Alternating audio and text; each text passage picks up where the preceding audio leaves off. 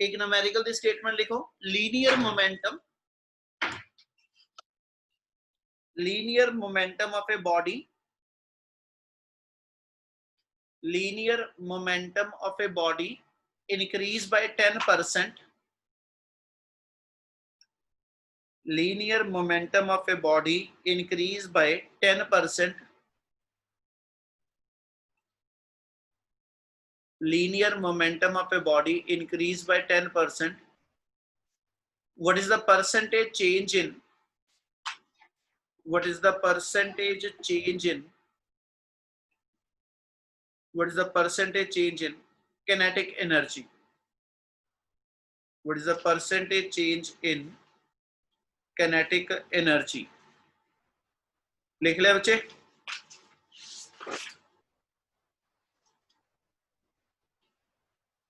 Yes, sir. ਇਹਦੇ ਨਾਲ ਹੀ ਇੱਕ ਸੈਕਿੰਡ न्यूमेरिकल लिखो।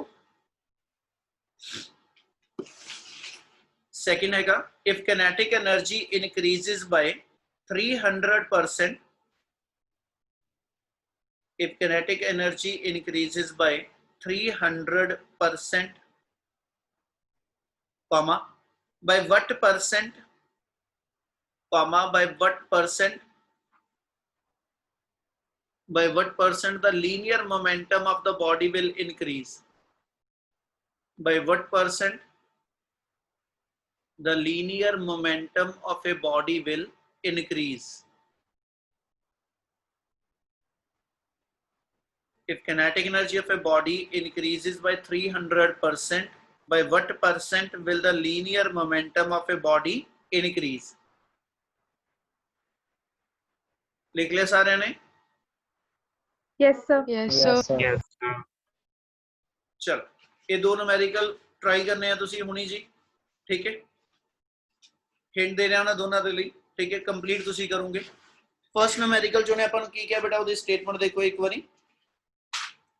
अपने को क्या सी जी, लीनियर मोमेंटम इनक्रीज बाय 10%, ਤੇ kinetic एनर्जी ਦੀ परसेंटेज चेंज करनी है। लीनियर मोमेंटम ਉਹਨੇ क्या जी इनक्रीज होया, ਇਹਦਾ मतलब ਜਿਹੜਾ ਨਵਾਂ ਲੀਨੀਅਰ मोमेंटम बनेगा वो 10% इनक्रीज करके बनया। ਇਹਦਾ ਨਵਾਂ मोमेंटम कितना आ जाएगा, ओरिजिनल मोमेंटम प्लस 10% ਉਹਨੇ क्या जी ਤੁਹਾਡੇ ਕੋਲ मोमेंटम इनक्रीज होया, ठीक है? ਤੇ ਇਹਦੇ ਕਰਕੇ ਉਹਨੇ ਪੁੱਛਿਆ ਆਪਾਂ ਨੂੰ ਇਹ ਆ ਕਿ ਵੀ ਜੇ ਮੋਮੈਂਟਮ ਚ 10% ਦੀ ਚੇਂਜ ਆ, ਇਨਕਰੀਜ਼ ਆ, ਠੀਕ ਹੈ, ਤੇ ਕਿਨੈਟਿਕ એનર્ਜੀ ਚ ਕਿੰਨੇ ਪਰਸੈਂਟ ਚੇਂਜ ਆਏ? ਤੇ ਪੁੱਤ ਆਪਾਂ ਕਿਸੇ ਵੀ ਚੀਜ਼ ਦੀ ਜਦੋਂ ਪਰਸੈਂਟੇਜ ਚੇਂਜ ਕੱਢਣੀ ਹੋਏਗੀ, ਉਹਦਾ ਫਾਰਮੂਲਾ ਹੁੰਦਾ ਚੇਂਜ ਇਨ value over original value into 100%। यानी जे मैं इथों ऐसा ਜਿਹੜਾ वेरिएबल ਲੱਭਣਾ, ਜੇ ਮੈਂ percentage change in kinetic energy ਕੱਢਣੀ ਆ, percentage change in kinetic energy ਕੱਢਣੀ, ਇਹਨੂੰ ਅਸੀਂ ਲਿਖ ਦਾਂਗੇ change in kinetic energy E2 E1, E1 E2 kinetic energy ਲਈ ਲਿਖ ਰਿਹਾ, change in kinetic energy over original kinetic energy into 100%। ਇਹਦੇ ਨਾਲ ਜੇ ਮੈਂ ਇਸ वेरिएबल ਦੀ ਵੈਲਿਊ ਫਾਈਂਡ ਆਊਟ ਕਰਨੀ ਆ, ਤੇ ਇਹ ਮੇਰਾ ਫਾਰਮੂਲਾ ਬਣ ਜਾਣਾ E2 E1 -1 into 100%। सो इस चीज की वैल्यू तुसी कैलकुलेट करके देनी है। और जेड़ा मोमेंटम अपने कोल गिवन है ओदी वैल्यू जे ऐसा जे तो सॉल्व करनी है, P1 plus 10% of P1 आ जाएगा, यानी 110 by 100 of P1।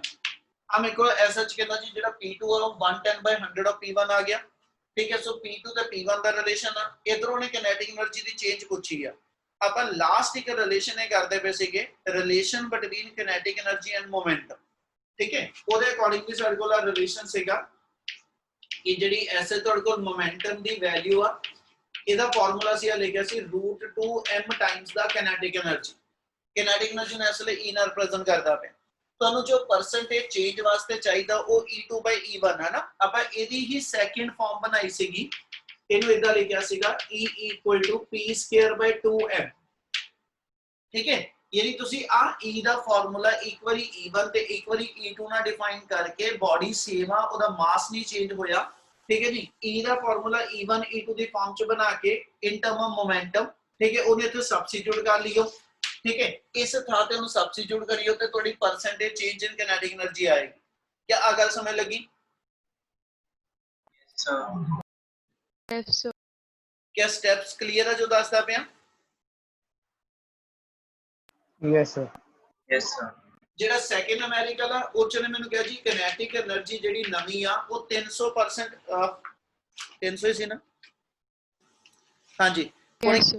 kinetic energy increases by 300%. ਮਤਲਬ ਜਿਹੜੀ kinetic energy ਨਵੀਂ ਹੋਏਗੀ ਉਹ original value plus 300% of E1 increase ਕਰਕੇ ਆਏਗੀ ਯਾਨੀ ਆਪਣੇ ਕੋਲ ਇੱਥੋਂ ਜਿਹੜੀ ਇਹਦੀ ਵੈਲਿਊ ਆ ਉਹ ਆ ਗਈ ਜੀ E1 plus 300 by 100 of E1 यानी अपने को वैल्यू बन गई 400 by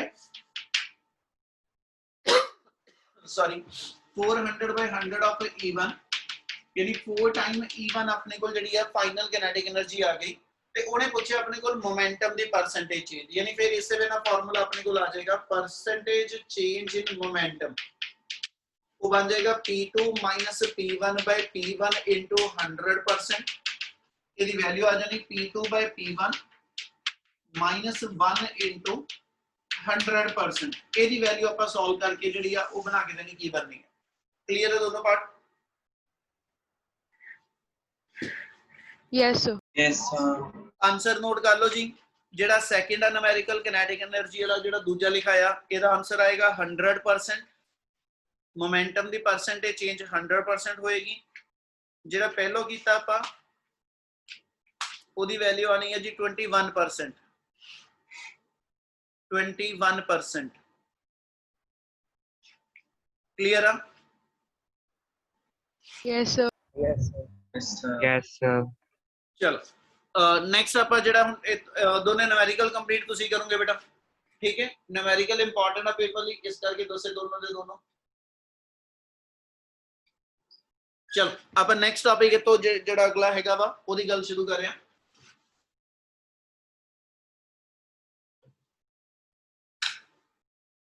नेक्स्ट अपने को टॉपिक ਜਿਹੜਾ ਆਣਾ ਪੁੱਤ ਲਾਸਟ ਆਪਾਂ ਕਿਨੈਟਿਕ એનર્ਜੀ ਕਰ ਰਹੇ ਸੀ ਔਰ ਕਿਨੈਟਿਕ એનર્ਜੀ ਦੇ ਨਾਲ ਮੈਂ ਤੁਹਾਨੂੰ ਕਿਹਾ ਸੀ ਜਿਹੜਾ ਆਪਾਂ ਕਵਰ ਕਰਦੇ ਪਏ ਟੌਪਿਕ ਉਹ ਸੀਗਾ ਵਰਕ એનર્ਜੀ ਥਿਓਰਮ ਹੁਣ ਨੈਕਸਟ ਟੌਪਿਕ ਆਪਣੇ ਕੋਲ ਜਿਹੜਾ ਬਣਨਾ ਠੀਕ ਹੈ ਜੀ ਉਹ ਅਨਦਰ ਫਾਰਮ ਆਫ એનર્ਜੀ ਆ ਜਾਏਗੀ ਐਂਡ ਦੈਟਸ ਕਾਲਡ ਦ ਕਹਿੰਦਾ ਜੀ potential energy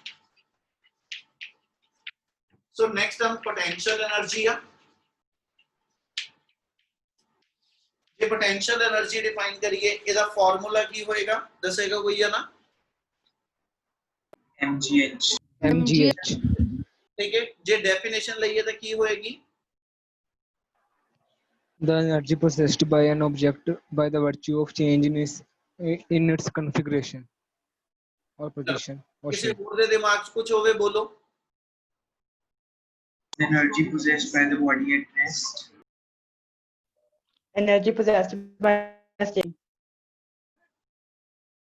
energy possessed by the body अच्छा चलो मैं शुरू कर रहा इस गल पुत एक चीज का फर्क समझ लियो ਜਦੋਂ ਮੈਂ ਤੁਹਾਨੂੰ ਇਹ ਪੁੱਛਿਆ ਪੋਟੈਂਸ਼ੀਅਲ એનર્ਜੀ ਦਾ ਫਾਰਮੂਲਾ ਕੀ ਆਪਾਂ ਡਿਫਾਈਨ ਕੀਤਾ mgh ਇਹ ਹਰ ਵਾਰੀ ਆਪਣੇ ਕੋਲ ਪੋਟੈਂਸ਼ੀਅਲ એનર્ਜੀ ਦਾ ਫਾਰਮੂਲਾ ਜਿਹੜਾ ਉਹ mgh ਨਹੀਂ ਆਣਾ ਬੇਟਾ ਜੇ ਮੈਨੂੰ ਗ੍ਰੈਵਿਟੇਸ਼ਨਲ ਪੋਟੈਂਸ਼ੀਅਲ એનર્ਜੀ ਪੁੱਛੀ ਜਾਵੇ फिर आप जरूर डिफाइन कर सकते अपना फॉर्मूला mgh हैगा ठीक है potential energy is a wider term ठीक है जी ਇਹਦੀ ਜੇ ਪ੍ਰੋਪਰ ਟਰਮ ਬੋਲੀਏ ਤਾਂ ਅਸੀਂ ਕਹਿੰਦੇ ਜੀ it is the energy possessed by the body due to its position or due to it's ਕਨਫੀਗੂਰੇਸ਼ਨ ਮਤਲਬ ਬਾਡੀ ਦੀ ਸ਼ੇਪ ਦੇ ਵਿੱਚ ਕੋਈ ਚੇਂਜ ਆਵੇ ਬਾਡੀ ਦੀ ਪੋਜੀਸ਼ਨ 'ਚ ਕੋਈ ਚੇਂਜ ਆਵੇ ਇਹਨਾਂ ਸਾਰੇ ਕਾਜ਼ਸ ਦੇ ਕਰਕੇ ਜਿਹੜੀ એનર્ਜੀ ਇਨਵੋਲਵਡ ਹੁੰਦੀ ਆ ਉਹਨੂੰ ਅਸੀਂ ਜਨਰਲ ਕਹਿੰਦੇ ਪੋਟੈਂਸ਼ੀਅਲ એનર્ਜੀ ਆ पोटेंशियल एनर्जी अग्यों डिफरेंट फॉर्म च आंदी है पोटेंशियल एनर्जी मेरे को ग्रेविटेशनल पोटेंशियल एनर्जी जेनू डिफाइन करा ਇਹਦੀਆਂ ਕੁਝ ਇੱਕ ਫਾਰਮ ਡਿਫਾਈਨ ਕਰਕੇ ਚੱਲੀਏ ਇਹਦੇ ਵਿੱਚੋਂ ਕੁਝ ਇੱਕ ਫਾਰਮ ਲਵਾਂ ਤੇ ਅਸੀਂ ਇਹਨੂੰ ਡਿਫਾਈਨ ਕਰ ਦਿੰਦੇ ਗ੍ਰੈਵਿਟੇਸ਼ਨਲ ਪੋਟੈਂਸ਼ੀਅਲ એનર્ਜੀ ਹੋਏਗੀ ਠੀਕ ਹੈ due to variation in position of the object with respect to energy earth यानी reference point ਦੇ accordingly body ਦੀ position 'ਚ ਜੇ ਚੇਂਜ ਆਏਗੀ ਤੇ ਉਦੋਂ ਪੋਟੈਂਸ਼ੀਅਲ એનર્ਜੀ ਨੂੰ ਅਸੀਂ ਨਾਮ ਦਿੰਦੇ ਹਾਂ gravitational potential energy second term ਆ ਜਾਂਦੀ ਆ ਇਲਾਸਟਿਕ ਪੋਟੈਂਸ਼ੀਅਲ એનર્ਜੀ ਠੀਕ ਹੈ ਸਪਰਿੰਗ ਨੂੰ ਸਟ੍ਰੈਚ ਜਾਂ ਸਪਰਿੰਗ ਨੂੰ ਕੰਪਰੈਸ ਕਰਾ ਤੇ ਉਹਦੀ ਲੋਕੇਸ਼ਨ 'ਚ ਕੋਈ ਚੇਂਜ ਨਹੀਂ ਆ ਰਹੀ ਪਰ ਉਹਦੀ ਐਸਐਚ ਉਸ ਮੂਵਮੈਂਟ ਤੇ ਕਨਫੀਗੂਰੇਸ਼ਨ ਚੇਂਜ ਹੋ ਰਹੀ ਆ ਉਹਦੀ ਸ਼ੇਪ 'ਚ ਚੇਂਜ ਆ ਰਹੀ ਆ ਉਹਦੀ ਸ਼ੇਪ ਡਿਫਾਰਮ ਹੁੰਦੀ ਪਈ ਆ ਤੇ ਫਿਰ ਜਿਹੜੀ ਪੋਟੈਂਸ਼ੀਅਲ એનર્ਜੀ ਸ਼ੇਪ ਦੀ ਚੇਂਜ ਕਰਕੇ ਆਂਦੀ ਪਈ ਆ ਉਹਨੂੰ ਅਸੀਂ ਨਾਮ ਦਿੰਦੇ ਨੇ ਇਲਾਸਟਿਕ ਪੋਟੈਂਸ਼ੀਅਲ એનર્ਜੀ ਇਦਾਂ ਹੀ ਹੋਰ ਬਹੁਤ ਸਾਰੀਆਂ ਫਾਰਮਸ ਨੇ ਆਪਾਂ ਕਹਿ ਸਕਦੇ ਇਲੈਕਟ੍ਰਿਕ ਪੋਟੈਂਸ਼ੀਅਲ એનર્ਜੀ ਦੋ ਇਲੈਕਟ੍ਰੋਨ ਨੂੰ ਮੈਂ ਇੱਕ ਦੂਜੇ ਦੇ ਨੀਅਰ ਬਾਈ ਲੈ ਕੇ ਆਵਾਂ ਤੇ ਦੋਨੋਂ ਇੱਕ ਦੂਜੇ ਨੂੰ ਰਿਪੈਲ ਕਰਦੇ ਪਏ ਆ ਤੇ ਇਹਨਾਂ ਦੀ ਰਿਪਲਸ਼ਨ ਦੇ ਅਗੇਂਸਟ ਇਹਨਾਂ ਨੂੰ ਨੀਅਰ ਬਾਈ ਲੈ ਕੇ ਆਉਣ ਲਈ ਮੈਨੂੰ ਕੁਝ ਵਰਕ ਪਰਫਾਰਮ ਕਰਨਾ ਪਏਗਾ ਤੇ ਵਰਕ ਡਨ ठीक है जी against the repulsive forces between the two कहना जी charge particle similar charge particle that work should be stored in the system of two charge particle in form of electric potential energy ठीक है इदा ही जे दो magnet they similar पोल लेके आवां ते ओ पोल एक दूजे ਨੂੰ ਰਿਪੈਲ ਕਰਦੇ ਆ ਤੇ ਉਹਨਾਂ ਦੀ ਰਿਪਲਸ਼ਨ ਦੇ ਅਗੇਂਸਟ ਮੈਨੂੰ ਜਿਹੜਾ ਵਰਕ ਕਰਨਾ ਪੈ ਰਿਹਾ ਠੀਕ ਹੈ that is to be called the magnetic potential energy ਇਹਦਾ मतलब बेसिकली क्या चीज आएगी कि भी पोटेंशियल एनर्जी एक वाइडर टर्म हो जाएगी it is the energy possessed by the body by virtue of its position ठीक है जी above the reference level or due to change in configuration of the body सो फिर ਉਦੋਂ ਜਿਹੜੀ ਫਿਰ એનર્ਜੀ ਆਂਦੀ ਆ ਜੇ ਉਹ ਹਾਈਟ ਦੇ ਨਾਲ ਇਨਵੋਲਵਮੈਂਟ ਦੇਗੀ ਗ੍ਰੈਵਿਟੇਸ਼ਨ ਪੋਟੈਂਸ਼ੀਅਲ એનર્ਜੀ ਆ ਜੂ ਜੇ ਉਹਦੀ ਕਨਫੀਗੂਰੇਸ਼ਨ ਚ ਕੁਝ ਚੇਂਜ ਆਏਗੀ ਉਹ ਇਲਾਸਟਿਕ ਪੋਟੈਂਸ਼ੀਅਲ એનર્ਜੀ ਆ ਜੂ ਜੇ ਦੋ ਚਾਰਜ ਪਾਰਟੀਕਲ ਦੇ ਅਗੇਂਸਟ ਜਾਂ ਉਹਦੀ ਫੇਵਰ ਚ ਵਰਕ ਕਰਾਂਗੇ ਤੇ ਉਹ ਇਲੈਕਟ੍ਰਿਕ ਪੋਟੈਂਸ਼ੀਅਲ એનર્ਜੀ ਆ ਜੂ ਸੋ ਡਿਫਰੈਂਟ ਟਾਈਪ ਚ ਆਪਣੇ ਕੋਲ ਇੱਥੇ ਜਿਹੜੀ ਪੋਟੈਂਸ਼ੀਅਲ એનર્ਜੀ ਕੰਸੀਡਰ ਹੋਏਗੀ ਕਿਆ ਇੰਨੀ ਗੱਲ ਸਮਝ ਲੱਗ ਰਹੀ Yes, sir. Yes, sir. ਚਲ ਹੁਣ ਇਹਦੇ ਵਿੱਚੋਂ ਆਪਾਂ ਫਰਸਟ ਟਰਮ ਜਿਹੜੀ ਲੈਣ ਲੱਗੇ ਆ ਉਹ ਆਪਣੀ ਹੈਗੀ gravitation potential energy gravitational potential energy ਨੂੰ ਜੇ ਡਿਫਾਈਨ ਕਰੀਏ ਤੇ ਇਹਦੀ ਡੈਫੀਨੇਸ਼ਨ ਚ ਅਸੀਂ ਵਰਡ ਦਵਾਂਗੇ it is the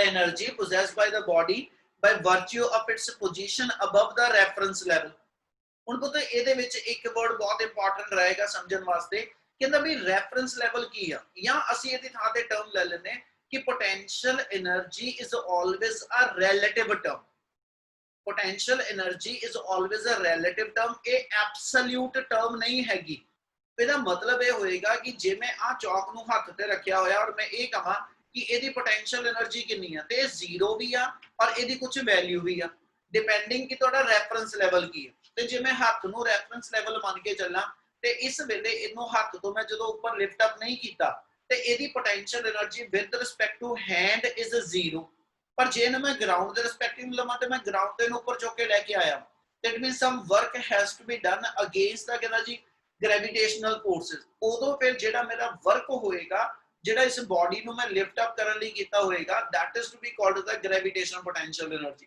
ਤੇ ਇਹਦਾ ਫਾਰਮੂਲਾ ਸੀ mgh ਡਿਫਾਈਨ ਕਰ ਲੈਂਦੇ ਹਾਂ ਇਹਨੂੰ ਆਪਾਂ ਡਿਫਾਈਨ ਕਰੇ ਤੇ ਇਦਾਂ ਕਹਿ ਦਿੰਦੇ ਕਿ if you lift a body ਤੁਹਾਡੀ ਬਾਡੀ a ਰੈਫਰੈਂਸ ਲੈਵਲ ਤੇ ਪਈ ਸੀ ਤੇ b ਤੇ ਲੈ ਕੇ ਚੱਲੇ ਔਰ a ਤੋਂ b ਦੀ ਹਾਈਟ ਜਿਹੜੀ ਉਹਦੀ ਆ ਉਹ h ਮੀਟਰ ਕਵਰ ਕਰਾਣੇ ਮੈਂ ਤੇ ਇਸ ਮੂਮੈਂਟ ਤੇ A ਤੇ ਜਦੋਂ ਬਾਡੀ ਪਈ ਆ ਇਹਦਾ weight ਯਾਨੀ ਗ੍ਰੈਵਿਟੇਸ਼ਨਲ ਫੋਰਸ ਡਾਊਨਵਰਡ ਲੱਗਦੀ ਪਈ ਅਸੀਂ ਇਹਦੀ ਡਿਸਪਲੇਸਮੈਂਟ ਜਿਹੜੀ ਆ ਉਹ ਅਪਵਰਡ ਕਰਾਣੀ ਆ ਇਸ ਕਰਕੇ ਅਪਲਾਈਡ ਫੋਰਸ ਤੇ displacement both are in same direction ਤੇ ਇਹਦੇ ਅਕੋਰਡਿੰਗਲੀ ਜੇ ਆਪਾਂ ਡਿਫਾਈਨ ਕਰੀਏ ਤੇ ਵਰਕ ਆ ਜਾਏਗਾ Fs cos θ ठीक है और ਜਿਹੜਾ F ਇਸ ਮੂਮੈਂਟ ਤੇ ਆਏਗਾ ਇੱਥੇ F ਅਸੀਂ mg ਦੇ ਬਰਾਬਰ ਅਪਲਾਈ ਕਰਾਂਗੇ डिस्प्लेसमेंट ਅਸੀਂ ਉਸ ਆਬਜੈਕਟ ਦੀ h ਮੀਟਰ ਕਰਦੇ ਪਏ ਐਂਗਲ ਉਹਦਾ cos 0 ਡਿਗਰੀ ਨਾਲ ਲੈ ਕੇ ਚੱਲ ਰਹੇ ਇਸ ਕਰਕੇ ਇਸ ਕੇਸ ਦੇ ਅੰਦਰ ਜਿਹੜਾ ਵਰਕ ਆਇਆ ਇਹ mgh ਆਇਆ ਹੁਣ ਗੱਲ ਸਮਝਦੇ ਧਿਆਨ ਨਾਲ ਬਾਰ-ਬਾਰ ਇੱਕ ਵਰਡ ਦੀ ਲੋਡ ਰਹਿਣੀ ਹੈ ਬੇਟਾ ਔਰ ਉਹ ਵਰਡ ਹੈਗਾ ਵਰਕ એનર્ਜੀ ਥਿਓਰਮ ਤੁਸੀਂ ਪੁੱਤ ਜਿੰਨਾ ਵੀ ਬਾਡੀ ਦੇ ਉੱਤੇ ਵਰਕ ਪਰਫਾਰਮ ਕਰੋਗੇ ਨਾ ਕਿਸੇ ਵੀ ਪਰਪਸ ਵਾਸਤੇ ਜਿੱਦਾਂ ਇਸ ਵੇਲੇ ਵਰਕ ਪਰਫਾਰਮ ਹੁੰਦਾ ਪਿਆ ਅਗੇਂਸਟ ਦਾ ਗ੍ਰੈਵਿਟੀ ਅਸੀਂ ਅਗੇਂਸਟ ਦਾ ਗ੍ਰੈਵਿਟੇਸ਼ਨਲ ਫੋਰਸ ਜਿਹੜਾ ਵਾ ਉਹ ਵਰਕ ਕਰਕੇ ਬਾਡੀ ਨੂੰ ਲਿਫਟ ਕਰਦੇ ਪਏ ਤੇ ਫਿਰ ਜਿੰਨਾ ਵੀ ਅਸੀਂ ਬਾਡੀ ਦੇ ਉੱਤੇ ਵਰਕ ਪਰਫਾਰਮ ਕਰਾਂਗੇ it always stored in the body in form of some energy ਆ ਚੌਕ ਨੂੰ ਇਥੋਂ ਮੈਂ ਥਰੋ ਕਰਾਂ ਤੇ ਥਰੋ ਕਰਨ ਲੱਗੇ ਜਿੰਨੀ ਮੈਂ ਆਪਣੀ ਮਸਕੂਲਰ એનર્ਜੀ ਦੀ ਹੈਲਪ ਨਾਲ ਵਰਕ ਕੀਤਾ ਉਹ ਵਰਕ ਇਸ ਚੌਕ ਨੂੰ ਕਿਨੈਟਿਕ એનર્ਜੀ ਬਣ ਕੇ ਮਿਲਿਆ ਜੇ ਮੈਂ ਇਸ ਚੌਕ ਨੂੰ ਜਾਂ ਕਿਸੇ ਆਬਜੈਕਟ ਨੂੰ ਲਿਫਟ ਕਰਦਾ ਪਿਆ ਤੇ ਮੇਰਾ ਕੀਤਾ ਵਰਕ ਜਿਹੜਾ ਹੋਏਗਾ ਗ੍ਰੈਵਿਟੇਸ਼ਨ ਫੋਰਸ ਦੇ ਅਗੇਂਸਟ ਉਹ ਇਸ ਬਾਡੀ ਦੇ ਅੰਦਰ ਕਹਿੰਦਾ ਗ੍ਰੈਵਿਟੇਸ਼ਨਲ ਪੋਟੈਂਸ਼ੀਅਲ એનર્ਜੀ ਬਣ ਕੇ ਸਟੋਰ ਹੋ ਜੂ ਜੇ ਮੈਂ ਦੋ ਇਲੈਕਟ੍ਰੋਨ ਨੀਅਰ ਬਾਈ ਲੈ ਕੇ ਆਉਣ ਦੀ ਕੋਸ਼ਿਸ਼ ਕਰ ਰਿਹਾ ਰਿਪਲਸ਼ਨ ਦੇ ਅਗੇਂਸਟ ਵਰਕ ਕਰਦਾ ਪਿਆ ਉਹ work system of two charge ਦੇ ਅੰਦਰ ਇਲੈਕਟ੍ਰਿਕ ਪੋਟੈਂਸ਼ੀਅਲ એનર્ਜੀ ਬਣ ਕੇ ਸਟੋਰ ਹੋ ਜੂ ਇਹਦਾ ਮਤਲਬ whatever the work has to be done whatever the work has to be done it always to be stored in the body in form of some energy क्या इन्नी गल समझ लगदी पई Yes, sir. सो ਜਦੋਂ ਵੀ ਅਸੀਂ ਇਹ ਲਾਈਨ ਬੋਲ ਕੇ ਚੱਲਾਂਗੇ ਨਾ ਅਸੀਂ ਬਾਡੀ ਦੇ ਅੰਦਰ ਵਰਕ ਕੈਲਕੂਲੇਟ ਕਰ ਰਹੇ ਤੇ ਬੇਸਿਕਲੀ ਉਹ ਵਰਕ ਕੋਈ ਨਾ ਕੋਈ એનર્ਜੀ ਦੀ ਫਾਰਮ ਹੋਏਗੀ, ਡਿਪੈਂਡਿੰਗ ਕਿ ਆਪਾਂ ਵਰਕ ਜਿਹੜਾ ਕਿਸ ਪਰਪਸ ਲਈ ਕਰਦੇ ਪਏ ਹੈਗੇ। ਇਸ ਮੂਵਮੈਂਟ ਤੇ ਵਰਕ ਕੀਤਾ ਜਾ ਰਿਹਾ to lift the body against the gravity, ਤੇ ਜੇ ਮੈਂ ਬੋਡੀ ਦੇ ਉੱਤੇ ਵਰਕ ਅਗੇਂਸਟ ਦਾ ਗ੍ਰੈਵਿਟੀ ਕਰਦਾ ਪਿਆ ਤਾਂ ਮੇਰਾ ਵਰਕ ਆ ਗਿਆ ਪਲੱਸ mgh। ਜੇ ਮੈਂ ਪਲੱਸ ਬੋਲਿਆ ਤਾਂ ਕਿਸੇ ਗੱਲ ਕਰਕੇ ਬੋਲਿਆ, ਇਹਦਾ ਮਤਲਬ ਇੰਨਾ ਮੇਰਾ ਵਰਕ ਆ ਗਿਆ। ਔਰ ਵਰਕ એનર્ਜੀ ਥਿਉਰਮ ਦੇ ਅਕੋਰਡਿੰਗਲੀ ਜਿੰਨਾ ਵਰਕ ਕੀਤਾ ਇਹ ਮੇਰੀ ਬੋਡੀ ਚ ਸਟੋਰਡ એનર્ਜੀ ਆ। ਇਹ ਮਤਲਬ ਆਪਾਂ ਇਹਨੂੰ ਇਦਾਂ ਲਿਖ ਦਾਂਗੇ according to work energy theorem, according to work energy theorem, ठीक है, work should be equal to change in potential energy। ਜਿਹੜੀ ਲਾਸਟ ਡੈਰੀਵੇਸ਼ਨ ਕੀਤੀ ਸੀ ਉਹ ਚ ਅਸੀਂ work equal to change in kinetic energy prove ਕੀਤਾ ਹੋਇਆ। ਹੁਣ ਅਸੀਂ ਕਹਿ ਰਹੇ ਹਾਂ ਜਿਹੜਾ ਵਰਕ ਆਫ ਪੋਟੈਂਸ਼ੀਅਲ એનર્ਜੀ ਦੀ ਬੇਸਿਕਲੀ ਚੇਂਜ ਆ ਬੇਟਾ। ਇੰਡੀਵਿਜੂਅਲ ਮੈਂ ਬਾਰ-ਬਾਰ ਕਹਿ ਰਿਹਾ ਐਬਸੋਲੂਟ ਟਰਮ ਨਹੀਂ ਹੈਗੀ, ਰੈਫਰੈਂਸ ਟਰਮ ਆ, ਠੀਕ ਹੈ, ਕਿਉਂਕਿ ਇੱਥੇ ਜਦੋਂ ਬੋਡੀ ਹੱਥ ਤੇ ਪਈ ਆ ਤੇ ਇਹਦੀ ਪੋਟੈਂਸ਼ੀਅਲ એનર્ਜੀ 0 ਆ, ਇਹ ਤੋਂ 2 ਮੀਟਰ ਚੁੱਕੀ ਆ ਤੇ ਇਹਦੀ ਪੋਟੈਂਸ਼ੀਅਲ એનર્ਜੀ 10 ਜਾਊਲ ਆ ਗਈ, ਤੇ ਇਹਦਾ ਮਤਲਬ 0 ਜਾਊਲ ਤੋਂ 10 ਜਾਊਲ ਦੀ ਚੇਂਜ ਆਈ ਆ। ਇਸ ਲਈ ਜਿਹੜਾ ਵਰਕ ਹੋਏਗਾ ਉਹ ਹਮੇਸ਼ਾ ਹੀ ਚੇਂਜ ਇਨ ਪੋਟੈਂਸ਼ੀਅਲ ਆ। ਆਪਾਂ ਜੇ ਕੱਲਾ mgh ਲਿਖਿਆ ਤੇ ਇਹਦੇ ਵਿੱਚੋਂ ਹੋਰ ਕੁਝ ਨਹੀਂ ਤੇ -0 ਇਹਦੇ ਨਾਲ ਹੈਗਾ ਵਾ, ਇਸ ਕਰਕੇ ਇਹ ਬੇਸਿਕਲੀ 0 ਤੋਂ mgh એનર્ਜੀ ਬਣੀ ਆ, ਯਾਨੀ 10 - 0 ਵਾਲੀ ਫਾਰਮ ਬਣੀ ਆ। ਕੀ ਗੱਲ ਸਮਝ ਲੱਗਦੀ ਪਈ? Yes, sir. ਬੱਚੇ ਗੱਲ ਸਿਰਫ ਨਿਆਣਿਆਂ ਵਾਲੀ ਆ ਪੁੱਤ, ਪਰ ਥੋੜਾ ਜਿਹਾ ਦਿਮਾਗ ਲਗਾ ਕੇ ਇਹਨਾਂ ਸਮਝ ਲਿਓ ਕਿ ਅਸੀਂ ਜਦੋਂ ਵੀ ਵਰਕ ਕੈਲਕੂਲੇਟ ਕਰਦੇ ਉਹ ਹਮੇਸ਼ਾ ਆਪਣੀ ਕਿਸੇ ਨਾ ਕਿਸੇ ਫਾਰਮ 'ਚ એનર્ਜੀ ਦੀ ਚੇਂਜ ਆ, ਠੀਕ ਹੈ। ਤੇ ਇਸ ਵੇਲੇ ਜਿਹੜਾ ਵਰਕ ਉਹ ਗ੍ਰੈਵਿਟੀ ਦੇ ਅਗੇਂਸਟ ਹੋਇਆ, ਇਸ ਲਈ ਅਸੀਂ ਇਹਨੂੰ ਨਾਮ ਦੇ ਦਿੰਦੇ ਹਾਂ ਕਿ this work should be equal to change in, ਇੱਥੇ ਜੇ ਪੂਰਾ ਲਿਖਾ ਤੇ ਇਹਨੂੰ ਇਦਾਂ ਲਿਖ ਦਿਓ change in gravitational potential energy, ਤੇ ਦੇਅਰਫੋਰ ਸਾਡਾ ਡੈਲਟਾ ਯੂ ਜਿਹੜਾ ਹੋਏਗਾ ਉਹ ਐਸ ਸੱਚ mgh ਆਇਆ। ਪਰ delta U basically final minus initial ਨੂੰ ਕਹਿੰਦੇ ਪਏ ਆਪਾਂ, ਇਦਾਂ ਲਿਖ ਦਿੰਦੇ final minus initial equal to mgh, ਠੀਕ ਹੈ, -0। ਇਸ ਕਰਕੇ ਕਿਉਂਕਿ ਆ ਟਰਮ ਇਸ ਵੇ ਨਾਲ ਲਿਖੀ ਜਾ ਰਹੀ, ਇਹਨੂੰ ਆਪਾਂ ਲਿਖਣਾ ਹੋਵੇ ਤਾਂ ਵੀ just we write u equal to mgh, ਯਾਨੀ ਆ ਮੇਰੀ ਗ੍ਰੈਵਿਟੇਸ਼ਨਲ ਪੋਟੈਂਸ਼ੀਅਲ એનર્ਜੀ ਦੀ ਵੈਲਿਊ ਆ ਗਈ। ਜੋ ਮੇਨ ਦੱਸਣਾ ਚਾਹ ਰਹੇ ਹਾਂ ਡਿਫਰੈਂਸ ਵਾਲੀ ਗੱਲ ਕਿਆ ਉਹ ਸਮਝ ਲੱਗ ਰਹੀ ਬੇਟਾ? Yes, sir. Yes, sir. Yes, sir. ਚਲ ਇਸੇ ਨੂੰ ਕੰਟੀਨਿਊ ਕਰ ਰਹੇ ਹਾਂ ਜੀ ਆਪਾਂ। ਇਸ ਮੂਵਮੈਂਟ ਤੇ ਗ੍ਰੈਵਿਟੇਸ਼ਨ ਪੋਟੈਂਸ਼ੀਅਲ એનર્ਜੀ ਕਿੰਨਾ ਚੇਂਜ ਹੁੰਦੀ ਪਈ ਆ? ਇਹ ਚੋਂ ਕਿਹੜੀ ਟਰਮ ਚੇਂਜੇਬਲ ਆ? Height. ਹਾਈਟ ਹੈ ਨਾ। m mass of the body constant ਆ, g ਯੂਨੀਵਰਸ ਗ੍ਰੈਵਿਟੇਸ਼ਨਲ ਕਾਂਸਟੈਂਟ ਆ ਗਿਆ, ਇਹ ਵੀ ਫਿਕਸ ਆ। ਇਹਮਲ potential energy will vary with height, ਇਹਮਲ ਜਿੱਦਾਂ ਜਿੱਦਾਂ ਹਾਈਟ ਚੇਂਜ ਹੁੰਦੀ ਜਾਏਗੀ ਬਾਡੀ ਦੇ ਅੰਦਰ ਪੋਟੈਂਸ਼ੀਅਲ એનર્ਜੀ ਵੀ ਚੇਂਜ ਹੋਏਗੀ। ਅਸੀਂ ਇੱਕ ਚੀਜ਼ ਮੈਥਮੈਟਿਕਸ ਪੜ੍ਹਦੇ ਜਿਹਨੂੰ ਨਾਮ ਦਿੰਦੇ ਡਿਫਰੈਂਸ਼ੀਏਸ਼ਨ। ਮੈਂ ਇੱਕ ਫਾਰਮੂਲਾ ਹੋਰ ਲਿੰਕ ਕਰਨ ਲੱਗਿਆ ਇਹਦੇ ਨਾਲ ਹੀ, ਗ੍ਰੈਵਿਟੇਸ਼ਨ ਪੋਟੈਂਸ਼ੀਅਲ એનર્ਜੀ ਦੀ ਵੈਲਿਊ ਆ ਗਈ, ਪਰ ਇੱਥੋਂ ਜੇ ਅਸੀਂ ਫੋਰਸ ਕੱਢਣੀ ਹੋਵੇ ਤੇ ਇਹਨੂੰ ਫੋਰਸ ਨਾਲ ਲਿੰਕ ਕਿੱਦਾਂ ਕਰਨਾ, ਉਹਦੇ ਲਈ ਐਸਐਚਏ ਕਹਿ ਰਹੇ ਕਿ here potential energy vary with height, mean potential energy distance ਨਾਲ ਚੇਂਜ ਹੋ ਰਹੀ ਆ। ਤੇ ਵੀ ਨੋ ਦੈਟ ਕਿ ਐਸਐਚਏ ਤੋਂ ਲਵਾਂ as u proportional to h, ਠੀਕ ਹੈ, ਤੇ therefore differentiate u with respect to h, यानी u ਨੂੰ h ਦੇ ਰਿਸਪੈਕਟਿਵਲੀ ਡਿਫਰੈਂਸ਼ੀਏਟ ਕਰੋ। ਇਸ ਲਾਈਨ ਦਾ ਮਤਲਬ ਪਤਾ ਕੀ ਕਰਦੇ ਪਏ ਆਪਾਂ?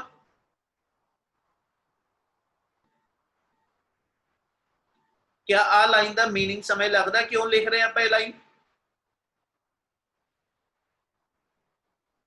ਕਿਸੇ ਦਾ ਰਿਸਪੌਂਸ ਨਹੀਂ ਆਇਆ ਬੇਟਾ, ਨਾ ਹਾਂ ਚ ਤੇ ਨਾ ਚ। Sir, force ਕੱਢਣ ਲਈ। ਬਿਲਕੁਲ, ਉਹ ਤੇ ਮੈਂ ਫੇਰ ਰਿਪੀਟ ਕਰ ਰਿਹਾ, ਜੇ ਆ ਸਟੈਪ ਨਹੀਂ ਕਲੀਅਰ ਹੋਇਆ, ਆਪਾਂ ਇਹ ਕਿਹਾ ਵਾ ਪੋਟੈਂਸ਼ੀਅਲ એનર્ਜੀ h ਨਾਲ ਯਾਨੀ ਹਾਈਟ ਨਾਲ ਯਾਨੀ ਡਿਸਟੈਂਸ ਨਾਲ ਵੇਰੀ ਕਰਦੀ ਆ, ਤੇ ਜਿਹਨੂੰ ਆਪਾਂ ਨੂੰ ਇਹ ਪਤਾ ਕਿ ਕੋਈ ਇੱਕ ਟਰਮ ਦੂਜੇ ਟਰਮ ਦੇ ਰਿਸਪੈਕਟਿਵਲੀ ਚੇਂਜ ਹੁੰਦੀ ਹੋਵੇ ਤਾਂ ਅਸੀਂ ਚੇਂਜ ਸਟੱਡੀ ਕਰਨੀ ਹੋਵੇ ਤਾਂ ਅਸੀਂ ਕਹਿੰਦੇ ਉੱਥੇ ਡਿਫਰੈਂਸ਼ੀਏਟ ਕਰੋ। ਆ ਲਾਈਨ ਦੀ ਗੱਲ ਕਰ ਰਿਹਾ, y equal to 5t square plus 4t minus 2। ਅਸੀਂ ਜੇ ਇਹ ਕਹਿ ਰਹੇ ਹਾਂ ਕਿ value of y will depend upon the value of t, ਇਹ ਮਤਲਬ ਜਿੱਦਾਂ ਜਿੱਦਾਂ ਇਧਰੋਂ t ਚੇਂਜ ਹੋਏਗਾ ਤੇ t ਦੇ ਚੇਂਜ ਹੋਣ ਨਾਲ y ਚੇਂਜ ਹੋਊ, ਤੇ ਜੇ ਮੈਂ ਚੇਂਜ ਸਟੱਡੀ ਕਰਨੀ ਹੋਵੇ ਤਾਂ ਅਸੀਂ ਇੱਥੇ ਇਹ ਕਹਾਂਗੇ y ਨੂੰ ਡਿਫਰੈਂਸ਼ੀਏਟ ਕਰੋ with respect to time। क्या आ गल समझ लगदी पई? Yes, sir. Yes, sir. ਇਹਦਾ ਮਤਲਬ ਜੇ ਮੈਨੂੰ ਪੜ੍ਹਨਾ ਹੋਵੇ ਤਾਂ ਅਸੀਂ ਇਹਨੂੰ ਇਦਾਂ ਲਿਖਾਂਗੇ ਮੈਥਮੈਟਿਕਲੀ, ਠੀਕ ਹੈ। ਜਿਹੜੇ ਨਵੇਂ ਹੋ ਜਿਨ੍ਹਾਂ ਨੇ ਡਿਫਰੈਂਸ਼ੀਏਸ਼ਨ ਨਹੀਂ ਸਿੱਖੀ ਹੋਈ ਪਹਿਲੋਂ, ਉਹਨਾਂ ਲਈ ਇਹ ਬੋਲਦਾ ਪਿਆ ਸਾਰੀਆਂ ਚੀਜ਼ਾਂ।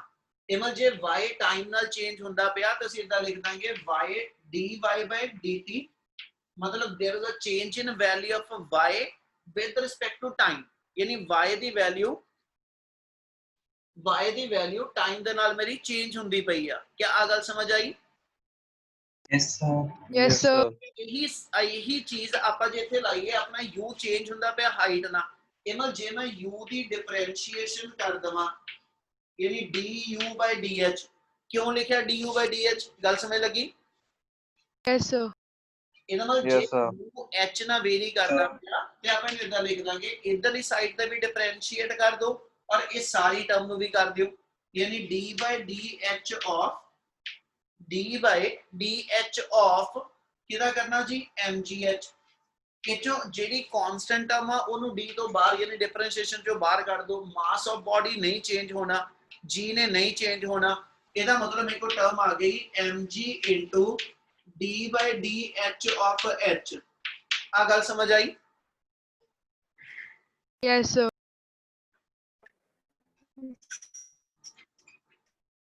ਉਹ ਤਾਂ ਯੈਸ ਸਰ ਕਹਿਣ ਦੀ ਜ਼ਿੰਮੇਵਾਰੀ ਨਾ ਇੱਕੋ ਨਿਆਣੇ ਤੇ ਨਾ ਪਾ ਕੇ ਰੱਖੋ, ਠੀਕ ਹੈ? ਬਾਕੀ ਵੀ ਰਿਸਪੌਂਡ ਕਰ ਲਿਆ ਕਰੋ ਵਿੱਚ ਵਿੱਚ, ਤਾਂ ਕਿ ਮੈਨੂੰ ਪਤਾ ਲੱਗੇ ਸਾਰੇ ਜਣੇ ਵਿੱਚ ਹੈਗੇ ਆ। ਇਸ ਮੂਮੈਂਟ ਤੇ ਜੇ ਇੱਥੇ ਡਿਫਰੈਂਸ਼ੀਏਸ਼ਨ ਕਰਨੀ ਆ, ਪਾਵਰ ਰੂਲ ਦੱਸਿਆ ਵੀ ਸੀਗਾ, ਫਿਰ ਇੱਕ ਵਾਰੀ ਦੁਬਾਰਾ ਦੱਸ ਰਿਹਾ। ਡਿਫਰੈਂਸ਼ੀਏਸ਼ਨ ਵਾਲੇ ਕੇਸ ਦੇ ਅੰਦਰ ਜੇ ਮੰਨ ਲਓ x ਪਾਵਰ n ਦੀ ਫਾਰਮ ਚ ਕੋਈ ਟਰਮ ਲਿਖੀ ਹੋਵੇ, ਇਹਦੀ ਡਿਫਰੈਂਸ਼ੀਏਸ਼ਨ ਕਰਨੀ ਆ, ਤੇ ਇਹਦਾ ਪਾਵਰ ਰੂਲ ਇਹ ਦੱਸਿਆ ਸੀ, ਜਿੰਨੀ ਪਾਵਰ ਹੁੰਦੀ ਆ ਇਹਨੂੰ ਬੇਸ ਨਾਲ ਕਰ ਲਈਦਾ ਮਲਟੀਪਲਾਈ। ਮੈਂ ਇੰਟੀਗ੍ਰੇਸ਼ਨ ਨਹੀਂ ਕਹਿ ਰਿਹਾ, ਇਸ ਗੱਲ ਨੂੰ ਦਿਮਾਗ 'ਚ ਰੱਖਿਓ ਨਵੇਂ ਬੱਚੇ ਵਾਲੇ, ਠੀਕ ਹੈ ਜੀ? ਜਿੰਨੀ ਪਾਵਰ ਉਹਨੇ ਬੇਸ ਨਾਲ ਮਲਟੀਪਲਾਈ ਹੋ ਜਾਣਾ ਤੇ ਅੱਗੇ ਨਾਲੋਂ ਇੱਕ ਪਾਵਰ ਮਾਈਨਸ ਹੋ ਜਾਣੀ। ਅੱਗੇ ਦੱਸਿਆ ਸੀ ਇੰਟੀਗ੍ਰੇਸ਼ਨ ਦਾ ਪਾਵਰ ਰੂਲ, ਜਿੰਨੀ ਪਾਵਰ ਹੋਵੇ 1 ਪਲੱਸ ਕਰਕੇ ਨਵੀਂ ਪਾਵਰ ਨਾਲ ਡਿਵਾਈਡ। ਡਿਫਰੈਂਸ਼ੀਏਸ਼ਨ 'ਚ ਇਹ ਹੁੰਦਾ ਜਿੰਨੀ ਪਾਵਰ ਹੈਗੀ ਉਹਨੇ ਬੇਸ ਨਾਲ ਮਲਟੀਪਲਾਈ ਹੋ ਜਾਣਾ ਤੇ ਅੱਗੇ ਨਾਲੋਂ ਇੱਕ ਪਾਵਰ ਮਾਈਨਸ ਹੋ ਜਾਣੀ। ਆਪਣੀ ਇਸ ਮੂਮੈਂਟ ਤੇ ਜੇ ਇੱਥੇ ਕੰਡੀਸ਼ਨ ਲਾਈਏ h ਦੀ ਪਾਵਰ ਇਸ ਵੇਲੇ 1 ਵਾ, ਜੇ ਮੈਂ ਇਹਨੂੰ ਸੋਲਵ ਕਰਨਾ ਹੋਵੇ ਮੇਰੀ ਟਰਮ ਬਣੇਗੀ mg into 1 into h power 1 minus 1। ਇਹ ਸਿਰਫ ਔਰ ਸਿਰਫ ਨਵੇਂ ਵਾਲੇ ਬੱਚਿਆਂ ਕਰਕੇ ਲਿਖ ਰਿਹਾ ਬੇਟਾ, ਬਾਕੀ ਨੇ ਆਲਰੇਡੀ ਚੀਜ਼ਾਂ ਕੀਤੀਆਂ ਹੋਈਆਂ। mg into ਜਿੰਨੀ ਪਾਵਰ ਆ ਉਹ ਬੇਸ ਨਾਲ ਮਲਟੀਪਲਾਈ ਹੋ ਗਈ, ਉੱਪਰ ਇੱਕ ਅੱਗੇ ਨਾਲੋਂ ਪਾਵਰ ਮਾਈਨਸ ਹੋ ਗਈ, ਹੁਣ h ਦੀ ਪਾਵਰ 0 ਆ ਗਈ, ਤੇ ਜਿਹਦੀ ਪਾਵਰ 0 ਹੋਵੇ ਉਹ ਟਰਮ 1 ਹੁੰਦੀ ਆ। ਇਹਦਾ ਮਤਲਬ ਆ ਸਾਰੀ ਚੀਜ਼ ਸੋਲਵ ਕਰਕੇ ਸਾਡੇ ਕੋਲ mg ਬਚਿਆ। ਕਿਆ ਜਿਨ੍ਹਾਂ ਨੂੰ ਡਿਫਰੈਂਸ਼ੀਏਸ਼ਨ ਨਹੀਂ ਆਉਂਦੀ ਸੀਗੀ, ਕਿਆ ਉਹਨਾਂ ਨੂੰ ਆ ਸਟੈਪ ਸਮਝ ਆਇਆ? Sir, थोड़ा बहुत समझ सकते हैं। ਮੈਂ ਫੇਰ ਰਿਪੀਟ ਕਰ ਰਿਹਾ, ਅਸੀਂ ਰੂਲ ਆ ਲਾਇਆ ਵਾ, ਠੀਕ ਹੈ? ਸਿੰਪਲ ਇਹ ਰੂਲ ਆਂਦਾ ਹੋਣਾ ਚਾਹੀਦਾ, ਜਿੰਨੀ ਪਾਵਰ ਆ ਉਹਨੂੰ ਬੇਸ ਨਾਲ ਮਲਟੀਪਲਾਈ, ਠੀਕ ਹੈ? ਔਰ ਉਸ ਤੋਂ ਬਾਅਦ ਉੱਪਰ ਇੱਕ ਪਾਵਰ ਮਾਈਨਸ ਕਰ ਦਿਓ। ਆਪਣੇ ਕੋਲ ਇਸ ਵੇਲੇ ਤੇ ਜਦੋਂ h ਦੀ ਪਾਵਰ ਤੇ ਰੂਲ ਲਗਾਉਣਾ ਸੀ, 1 ਪਾਵਰ ਜਿੰਨੀ ਹੈਗੀ ਇਹਨੇ h ਨਾਲ ਮਲਟੀਪਲਾਈ ਹੋ ਜਾਣਾ ਔਰ ਉੱਪਰ ਅੱਗੇ ਨਾਲੋਂ ਇੱਕ ਪਾਵਰ ਮਾਈਨਸ ਹੋ ਗਈ। ਇੱਥੇ ਪਾਵਰ ਸੋਲਵ ਕਰਕੇ ਰਹਿ ਗਈ h ਪਾਵਰ 0, ਤੇ ਸਾਨੂੰ ਇਹ ਪਤਾ ਜਿਹਦੀ ਪਾਵਰ 0 ਹੋਵੇ ਉਹ 1 ਹੁੰਦਾ। ਆਪਾਂ x ਪਾਵਰ 0 ਲਿਖੀਏ ਤੇ ਇਹਨੂੰ 1 ਲਿਖੀਦਾ ਬੇਟਾ, ਤੇ ਜੇ x ਪਾਵਰ 0 ਮੇਰਾ 1 ਆ ਤੇ h ਪਾਵਰ 0 ਵੀ ਮੇਰਾ 1 ਆ, ਤੇ 1 into 1 ਆ ਬ੍ਰੈਕਟ ਸੋਲਵ ਕਰਕੇ 1 ਰਹਿ ਗਿਆ, ਤੇ ਜੇ ਆ 1 ਆ ਗਿਆ ਤੇ 1 into mg ਮੇਰੇ ਕੋਲ mg ਦੇ ਬਰਾਬਰ ਆਇਆ। ਕੀ ਗੱਲ ਸਮਝ ਆਈ? Yes, sir. Yes.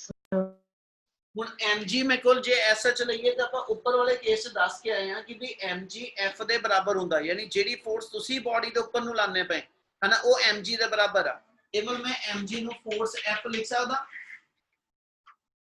Yes, Yes, sir. Yes, sir. Therefore अपने को ये चीज आ गई सॉल्व करके, इधरों सेगा du by dh, उधरों आया f, तो देयरफॉर आ लिख सकते हो f equal to du by dh। ਇਹਦਾ ਮਤਲਬ ਜੇ ਮੇਰੇ ਨੂਮੈਰੀਕਲ ਚ ਮੈਨੂੰ ਪੋਟੈਂਸ਼ੀਅਲ એનર્ਜੀ ਦੱਸੀ ਹੋਵੇ, ਇਹ ਮੈਂ ਵਿਦ ਰਿਸਪੈਕਟ ਟੂ h ਯਾਨੀ ਹਾਈਟ ਲਿਖਿਆ, ਇਹਨੂੰ ਜਨਰਲਾਈਜ਼ ਕਰਕੇ ਲਿਖਣਾ ਹੋਵੇ, ਆਹੀ ਰਿਲੇਸ਼ਨ ਪਹਿਲਾਂ ਗੱਲ ਸਮਝ ਲਿਓ, ਠੀਕ ਹੈ? ਇਸੇ ਚੀਜ਼ ਨੂੰ ਅਸੀਂ ਇਦਾਂ ਵੀ ਲਿਖ ਦਿੰਦੇ ਔਰ f equal to du by dr, ਠੀਕ ਹੈ? ਡਿਸਟੈਂਸ ਨੂੰ r ਲਿਖਦਾ ਪਿਆ, ਕਿਉਂ r ਲਿਖਦਾ ਪਿਆ? ਜੇ ਆਪਾਂ ਇਹ ਦਿਖਾਈਏ ਕਿ ਬਾਡੀ ਐਸ ਸੱਚ ਕੱਲੀ ਹਾਈਟ ਉੱਪਰ ਨੂੰ ਕਵਰ ਨਹੀਂ ਕਰ ਰਹੀ, ਬਾਡੀ ਮੇਰੀ ਇਦਾਂ ਸਪੇਸ 'ਚ ਚੱਲਦੀ ਪਈ ਆ, ਜਿਹਦਾ ਇੱਕ ਕੰਪੋਨੈਂਟ x ਦੇ ਪੈਰਲਲ